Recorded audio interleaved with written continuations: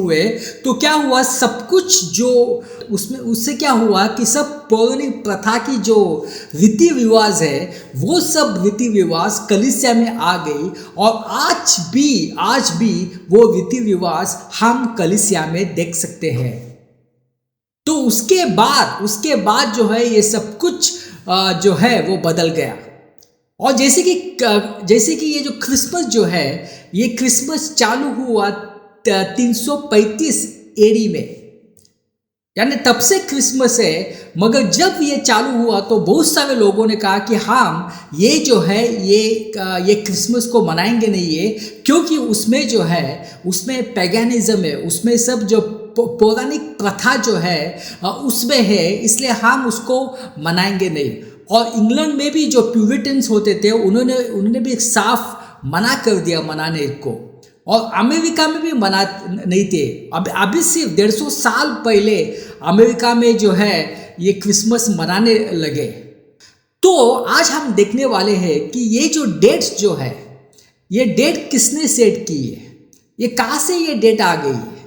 और जैसे कि बाइबल के अनुसार यीशु मसीह जो है वो सर्दी में पैदा नहीं हुए हैं, ये तो पक्की बात है।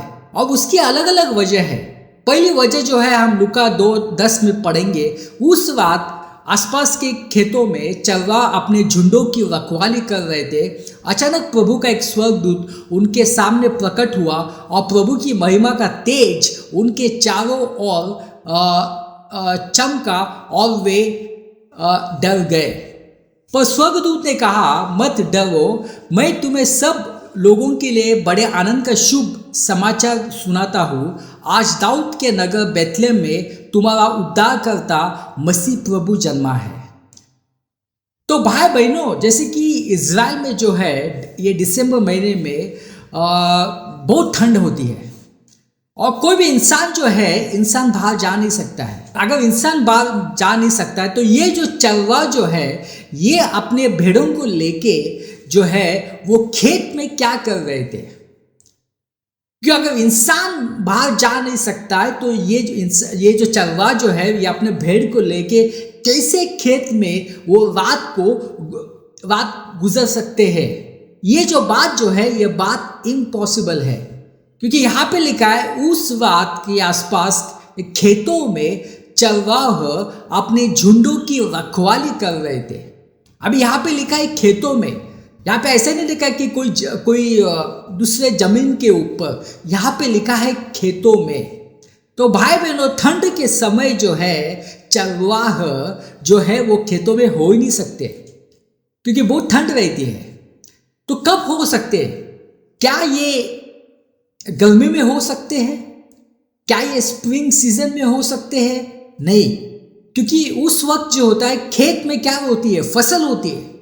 तो अगर चरवाहा अपने झुंड के साथ खेतों में अगर गर्मी के वक्त रहेंगे तो ये जो भेड़े जो है ये पूरे खेत को बर्बाद कर देंगे। तो ये भी पॉसिबल नहीं है। तो वो कब हो सकते हैं? वो हो सकते हैं पतझड़ के मौसम में, वो हो सकते हैं ऑटम में या तो फॉल सीजन में, पतझड़ के समय में, जब फसल को काट दिया जाता है। उसके बाद क्या हो जाता है, बहुत सारी गंदगी खेतों में होती है। तो उस गंदगी को साफ करने के लिए जो खेत का जो मालिक जो होता है वो जो है वो चरवाहों को बुलाता है और चरवाहा अपने झुंड को लेके आते हैं ताकि वो झुंड जो है वो सब गंदगी को जो है साफ करे, यानी खाए। तो भाइयों बहनों, इससे हमें पता चलता है कि यीशु मसीह जो है वो ठंड के मौसम में पैदा नहीं हुए। और दूसरी जो बात है, जैसे कि यूसुफ और मरिया जो है वो बेथलेहम क्यों चले गए थे? क्या वो बेथलेहम में रहते थे? नहीं, वो बेथलेहम में नहीं रहते थे, वो रहते थे नाज़रेत में। तो नाज़रेत से वो बेथलेहम क्यों चले गए? क्योंकि वहाँ पे जो रोमन राज्य था उन्होंने फरमान निकाला कि आप सब जो है बेथलेहम में जाओ और अपना जो नाम जो है सेंसस के लिए रजिस्टर करना।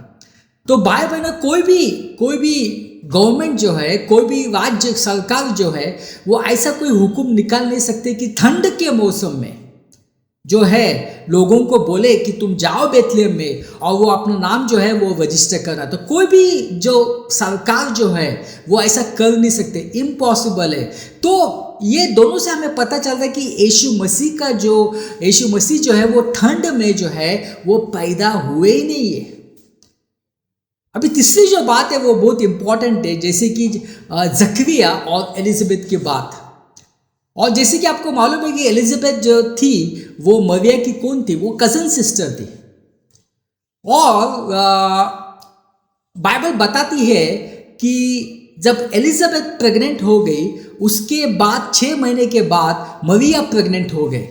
तो जब हमें पता चलेगा कि एलिजाबेथ कब प्रेग्नेंट हुई, उसके बाद 6 महीना हम कैलकुलेट करेंगे और उसके बाद 9 महीना कैलकुलेट करेंगे और हमें पता चलेगा कि यीशु मसीह जो है वो कौन से महीने पैदा हुए थे। अभी जैसे ये जो जकरिया जो था वो कौन था, वो याजक था। लूका 1 में यहूदा के राजा हेरोदस के समय अबियाह के याजक विभाग का एक याजक था जकरिया, उसकी पत्नी एलिजाबेथ भी हारून के वंश की थी। दोनों प्रभु की दृष्टि में धर्मी थे और उसकी आज्ञाओं का पालन करते थे, मगर उन्हें कोई संतान नहीं थी क्योंकि एलिजाबेथ का गर्भ धारण नहीं कर पाती थी और वे दोनों वृद्ध थे। और जब जकरिया अपने याजक विभाग की बारी के अनुसार मंदिर में धूप जलाने की सेवा कर रहा था तो बाहर लोग प्रार्थना कर रहे थे। अभी यहाँ से हमें पता चलता है जकरिया जो था वो कौन था, वो एक याजक था और उसका यहाँ पे विभाग उन्होंने बताया है और वो अबिया के याजक विभाग का वो याजक था ऐसा बताया। तो इसकी वजह क्या है, क्यों बताया यहाँ पे?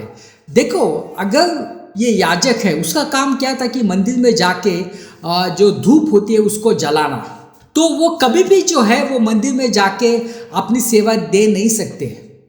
उनके लिए समय नियुक्त किया जाता है, उनके लिए जो है वो महीना नियुक्त किया जाता है। और इसलिए यहाँ पे क्या लिखा है, अबिया के याजक विभाग का वो याजक था। तो अबिया का जो याजक विभाग है तो उनका जो शेड्यूल था, उनका जो समय था वो था जून, जुलाई और दिसंबर, जनवरी में। अभी ये कहाँ पे लिखा है? ये बाइबल में लिखा है। आप ओल्ड टेस्टामेंट क्रॉनिकल्स पढ़ेंगे तो आपको पता चलेगा कि ये जो अबिया का जो विभाग था तो उनका जो समय के बारे में, दिन के बारे में आपको पता चलेगा। तो ये जो जकरिया था उसका जो समय था वो तो जून, जुलाई और दिसंबर, जनवरी में। अभी ये क्यों आवश्यक है? क्योंकि बाइबल कहती थी पूरी होने के बाद जब वो घर गया उसके बाद जो है एलिजाबेथ प्रेग्नेंट हो गए। तो अभी हमारे पास 2 ऑप्शन है, एक तो है दिसंबर, जनवरी और दूसरा जो ऑप्शन है वो मई, जून। तो पहला ऑप्शन हम देखते हैं दिसंबर, जनवरी। अगर दिसंबर, जनवरी में एलिजाबेथ गर्भधारण हुई तो मरिया गर्भधारण हुई मई, जून में। उसके बाद 9 महीने हम कैलकुलेट करते हैं तो आता है मार्च, अप्रैल में। तो मार्च, अप्रैल में क्या यीशु मसीह पैदा हुए हैं? अभी पहले वचन से हमें पता चलता है कि ये नामुमकिन है, क्योंकि जो चरवाह थे वो कहाँ पे थे? वो अपने भेड़ों के साथ खेत में थे। तो कोई भी चरवाह अपने भेड़ों के साथ गर्मी में खेत में नहीं हो सकता है, क्योंकि खेत में फसल होती है। तो ये जो है ये ऑप्शन जो है वो ठीक नहीं है। दूसरा ऑप्शन, यदि अगर एलिजाबेथ जून, जुलाई में प्रेग्नेंट हुई तो मेरी जो है वो प्रेग्नेंट हो गई दिसंबर, जनवरी में। उसके बाद 9 महीने हम जो है उसमें हम कैलकुलेट करते हैं तो हमें मिलता है सितंबर का महीना।